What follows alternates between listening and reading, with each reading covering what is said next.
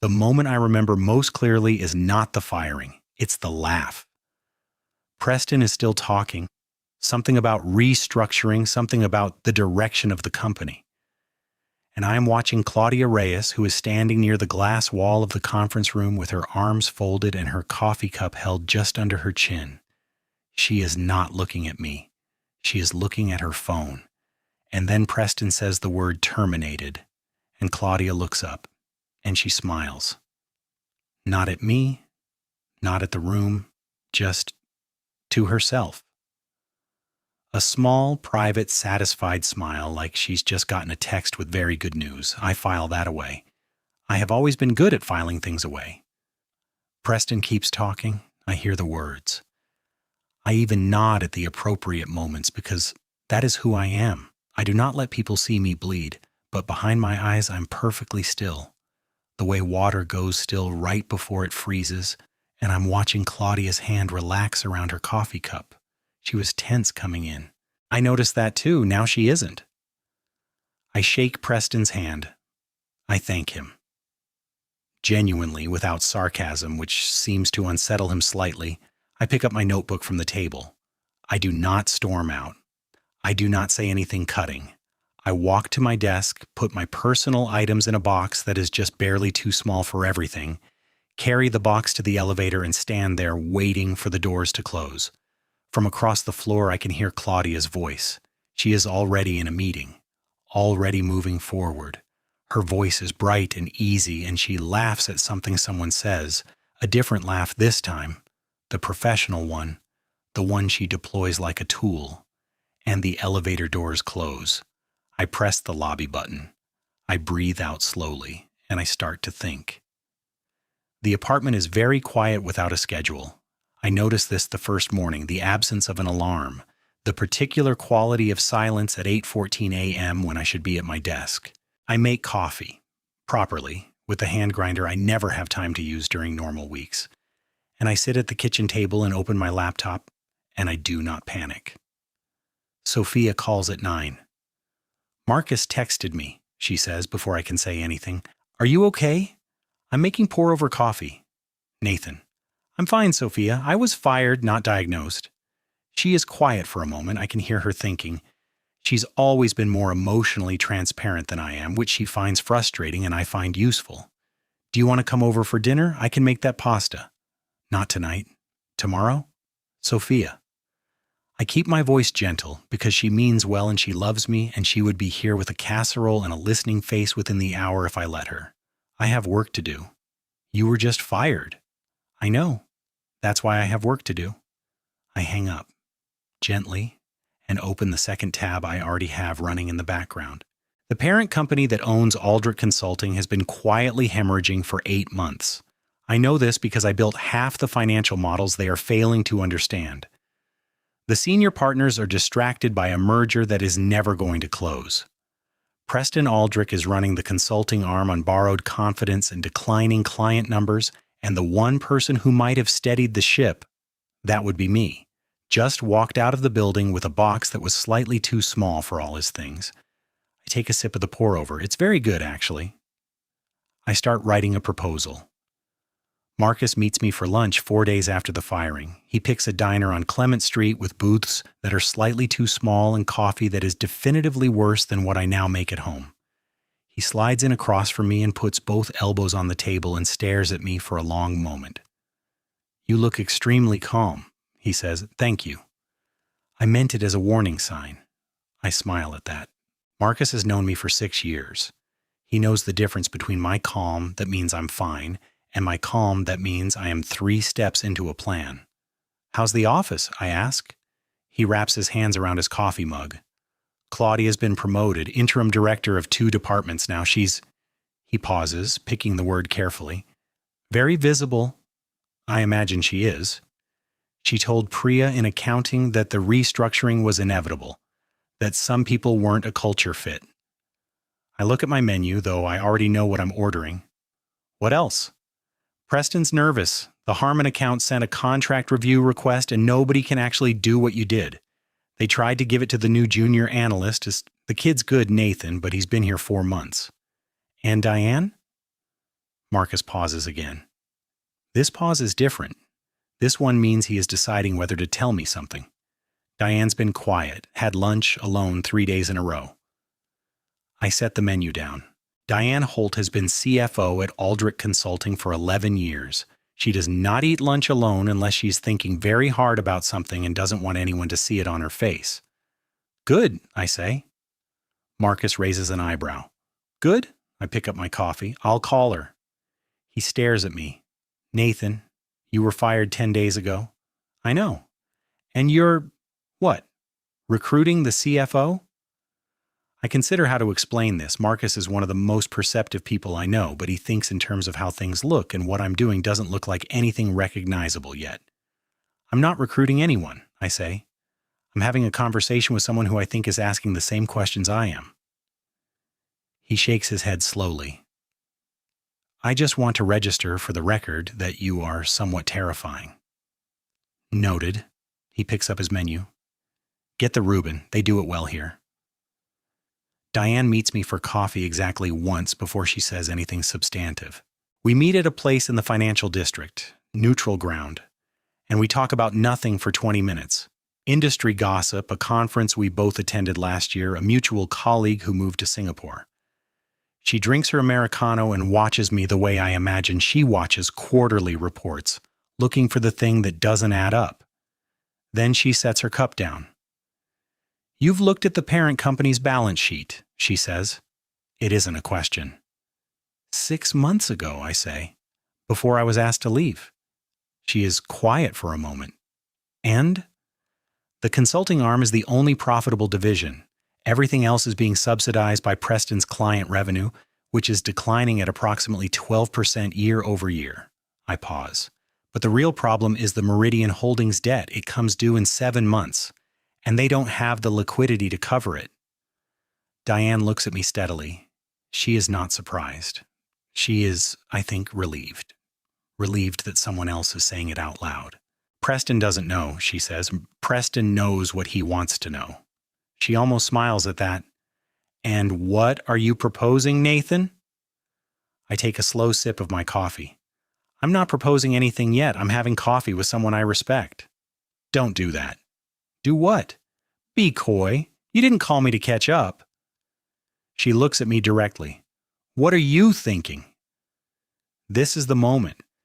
I have run this conversation in my head 100 times in the past 2 weeks, in various configurations, and now that I'm here looking at Diane Holt across a small marble table, I realize I don't need the rehearsed version. I just say it.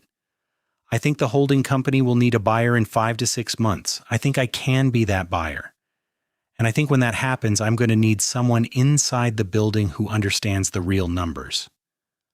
Diane doesn't speak for a long moment. She picks up her cup, sets it down, looks out the window at the street. You're 31, she says. I know. This would take... I know what it would take. She looks back at me and something in her face changes, a small, precise shift like a lock turning. I need to think about it, she says. Take your time. She almost smiles again. This time, she lets it arrive. You're different than I thought you were, Nathan. How so? I thought you were patient because you were passive. She picks up her cup for the last time. I see now it's the other way around. 7 weeks in, Sophia comes over without calling. This is allowed, she has a key, and she uses it approximately twice a year, when she decides I've been alone for too long and have reverted to a state she describes as monk-like. She arrives at 7 p.m. with groceries and a look on her face that means she has been thinking about me more than she's let on. She makes the pasta. I sit at the kitchen island and work, and she talks while she cooks, about her job, about a friend of hers who just had a baby, about a neighborhood restaurant she thinks I'd like. She doesn't ask me about the plan. She knows I'll tell her what I want to tell her. Halfway through the pasta, she says, "Who's Claudia Reyes?" I look up from my laptop. Marcus mentioned her, Sophia says without turning from the stove. Said she was the one who... Yes? He said she laughed. She did. Sophia turns around. She has a wooden spoon in one hand, and she looks at me with an expression I know well. It's the one she reserves for situations where she has more feelings than I do and she is deciding whether to say them. "Nathan," she says, "I'm fine." "I know you're fine. That's what worries me." She sets the spoon down. "What are you planning to do?" I close the laptop halfway. "I'm going to buy the company." She stares at me for a moment. "Okay," she says slowly. "I have the capital. Diane is helping. The holding company's board has already fielded one preliminary inquiry. I know because Diane told me, and the inquiry came from a private equity group that doesn't understand the consulting model and would strip it for parts within a year." Sophia picks up the spoon again, stirs the pasta. She's quiet for a long time. "And Claudia?" she finally asks. I think about how to answer that. The honest answer is complicated. The simple answer is true but incomplete. I settle on something in the middle. "She still works there," I say, "for now." Sophia looks at me over her shoulder. "For now," she repeats. "Eat your pasta, Sophia." She makes a sound that is not quite a laugh and not quite a sigh. "You know," she says, serving the bowl, "most people when they get fired, they take a week off and then update their LinkedIn." I updated my LinkedIn. To what? I pick up my fork. Exploring opportunities. She sits across from me and shakes her head, and this time the sound she makes is definitely a laugh. It is the best evening I've had in weeks. The board meeting happens on a Tuesday in late November. I don't attend. I am represented by my attorney and by the financial documentation I have spent 8 weeks building with the precision of someone who has nothing else to do in a very good pour-over setup. Diane is in the room. She sends me a single text, 3 hours in. It's moving. The holding company is not in free fall yet, but they can see it from where they're standing. The Meridian debt is 2 months closer than it was when Diane and I had coffee. And the preliminary PE inquiry collapsed when the group's lead partner retired unexpectedly. Preston, I am told, spent most of the meeting looking at his phone. By Friday, my attorney calls me with an offer to open formal acquisition talks. I am standing in my kitchen when I get the call. I am, as it happens, grinding coffee. I listen to the entire summary without interrupting, and when my attorney finishes, he says, "Nathan, say something." "Tell them yes," I say, "and tell them I want the transition completed within 6 weeks." They'll push for 8. 6, I say. I'm patient, but I'm not generous. I hang up. I look at the window.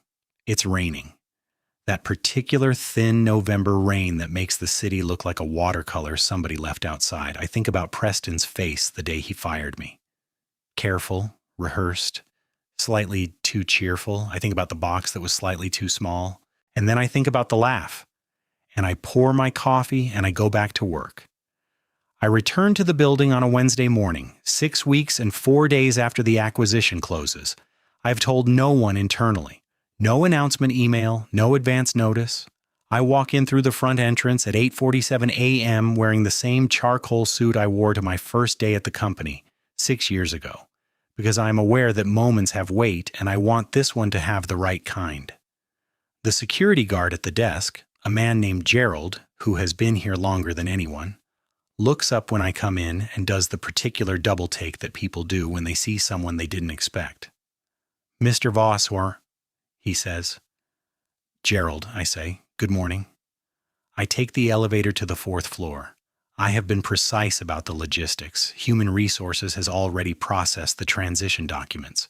The office that was Preston's, a glass-walled corner space that always felt slightly too large for him, has been cleared. There is a new nameplate on the front desk on the 4th floor. The desk that used to belong to the executive assistant. The desk that now, as of this morning, belongs to Claudia Reyes. I stop in the hallway, just short of the main floor. I take a breath. I want to be honest with myself about what I feel in this moment. There is satisfaction in it. I won't pretend there isn't. 8 weeks of work and precision and early mornings and late nights have delivered me to this exact point, and I am human enough to feel the weight of that land. But there is something else, too. Something I didn't expect. Standing here, looking at her through the glass before she's seen me yet, I feel complicated. Claudia is at the desk. She is reading something on her screen with the focused expression she always had in meetings. Chin slightly down, one hand flat on the desk. She's wearing her hair differently today, looser than she usually wore it. She looks, in this particular moment, very much like someone trying to figure out a problem. I push through the door. She looks up when she hears my footsteps. I watch her face go through three things in rapid succession: recognition, confusion, and then something that takes longer to process. She stands, which is automatic, the professional reflex, and then seems to realize what she's just done and goes very still. "Nathan," she says. "Good morning, Claudia." I keep my voice easy, not cold. That would be a performance, and I'm done performing, just even. "I wanted to stop by the front desk first." She looks at the nameplate. She looks back at me. I don't say anything else. I don't need to. The room is doing the work. "You bought the company," she says. "I did." "When?" "The acquisition closed 17 days ago." She absorbs this. I watch her hand on the desk, not gripping exactly, but the fingers slightly spread, pressing into the surface. "And this," she gestures at the desk, at the nameplate. "You did this deliberately." "Every decision I've made for the last 2 months has been deliberate," I say. "That's generally how I operate." She looks at me for a long moment, and I genuinely think, I am going to see the person I saw the day I was fired. The composed director, the smooth professional mask, the small, satisfied smile. But what I actually see is different. She looks, very briefly, like someone who's been caught doing something they already regret. "I laughed," she says quietly, not a question. "You did. That was—" She stops, starts again. "I was relieved when Preston told us. I had been working on a pitch that you had raised concerns about. Significant concerns. And when I heard you were leaving, my first thought was that the project was safe." She pauses. "I know how that sounds." I didn't expect her to say that. I am honest with myself about this. "It doesn't matter now," I say, and I realize as I say it that this is mostly true. "Nathan, you have an orientation packet on the desk. HR will be by at 10. I move toward the corner office. "Well, welcome back to the team, Claudia." The first 2 weeks are precise and uncomfortable. I do not treat Claudia poorly. I am scrupulously fair. Her responsibilities are clearly defined. Her hours are reasonable. And I make no mention of the previous dynamic in any meeting or conversation. I do not give her the cold shoulder. I do not needle her. I simply run the company the way I intended to run it, and she does her job. And we interact the way a CEO and a receptionist interact, which is less frequently than either of us had previously been accustomed to. Marcus, to his credit, says almost nothing. He's good at reading rooms, and he reads this one correctly. He drops by my office on a Friday afternoon, sits down without asking, and says, "Diane asked me how you're doing. Tell her I'm fine." She said that's what she assumed you'd say, and that it didn't answer the question. He tilts his head slightly. "How are you actually doing?" I lean back in my chair. Outside the glass wall of my office, the 4th floor is winding down for the weekend. I can see, if I position myself to look, Claudia at the front desk finishing something on her computer. She has stayed late most nights this week. I've noticed. I notice most things. I expected to feel more satisfied, I say, which is true and costs me something to admit. Marcus is quiet for a moment. "Do you want my actual read on this?" "Not especially." "She's not what you thought she was," he says. I look at him. "I'm not saying that to defend her," he says carefully. "I'm saying the person I've watched this past 2 weeks isn't the person who laughed at your box. She's quieter. She's careful. She does her work without complaint, and once, in the break room, I was getting water. She didn't see me. She stood at the window for about 2 minutes and just stared outside." He pauses. It looked like someone figuring out what they did wrong. I don't say anything. "I'm not telling you what to do," Marcus says. "I'm just telling you what I see." He gets up, knocks the back of the chair twice the way he always does when he's ending a conversation, and leaves. I look at my desk. I look at the window across the floor. And I realize that the plan had an ending, but I hadn't thought carefully enough about what comes after it. It's the elevator that changes things. Or more accurately, it's the morning I get into the elevator and Claudia is already in it, and there is a version of me that would have taken the next one. But I step in and the doors close and we stand there side by side in the particular silence of two people who have a great deal to say and have agreed, without discussing it, not to say it. She is holding a coffee. Not her own. There are 2 cups, the way people carry drinks when they've gone on a coffee run for someone. I notice this, but don't ask. At the 3rd floor, she says, "I looked at the Harmon account." I wait. "You were right," she says, "about the pitch. You were right, and I pushed the project through anyway because I needed a win that quarter." She looks straight ahead at the elevator doors. I never told Preston that. He thought it was a mutual decision. The elevator reaches the 4th floor and the doors open. Neither of us moves. "Why are you telling me this?" I ask. She steps out and then turns to hold the door. "Because it's true," she says. "And I've been in a building full of people who only say what's convenient for 6 years, and I think I—" She stops. "I think I became one of them, and I don't want to be." She lets go of the door and walks to her desk. I stand in the elevator for a moment after the doors close again. I press the button for the 4th floor and ride it back up. Something shifts after that. Not all at once. I am not someone who makes sharp pivots, but I stop avoiding her. I start noticing things. The way she handles difficult callers, calm, precise, never rude. The fact that she has apparently been reading the quarterly reports on her lunch break because I see the pages on her desk and they are annotated in her handwriting. The way she interacts with Gerald in the lobby, Sayir. She learned his daughter's name within the 1st week and asks about her. Small things, but I have always been someone who reads small things. One evening, about 3 weeks after the elevator, I'm the last one on the floor. It is past 7. I had assumed everyone was gone.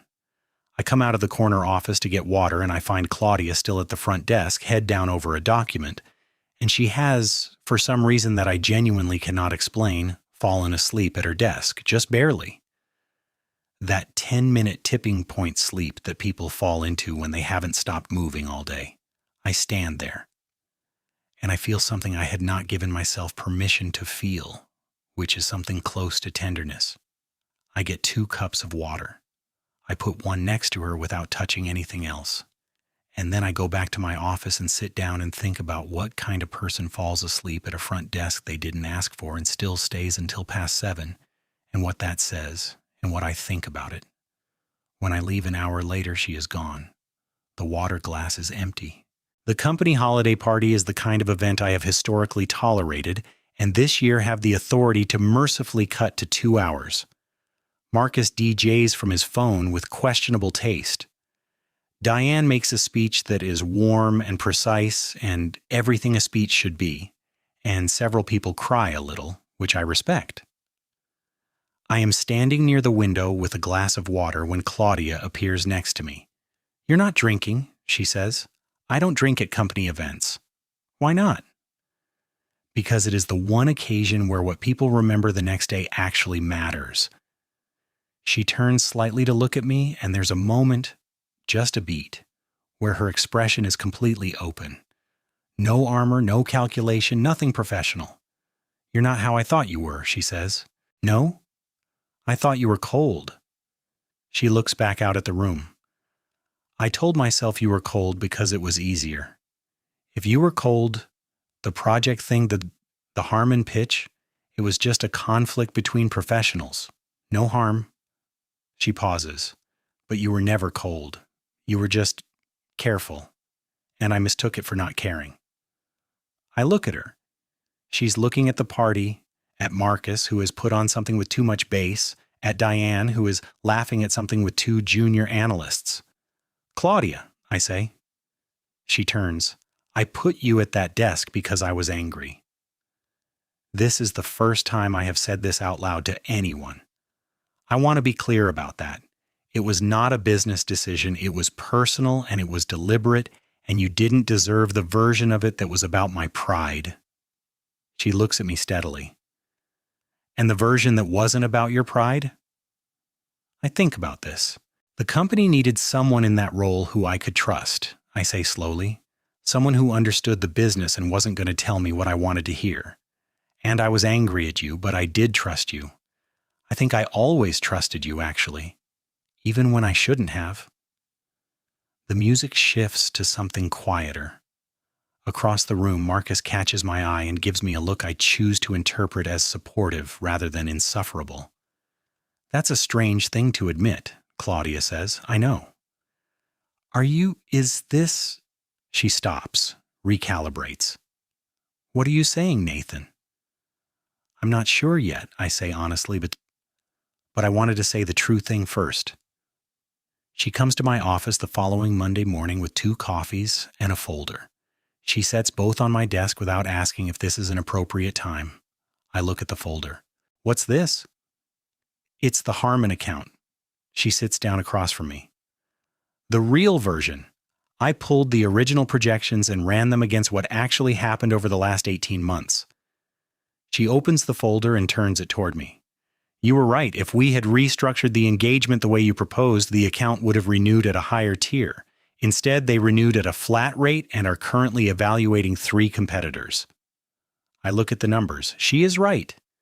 The numbers are right. I have known this for a long time, but seeing it laid out like this in her handwriting is different.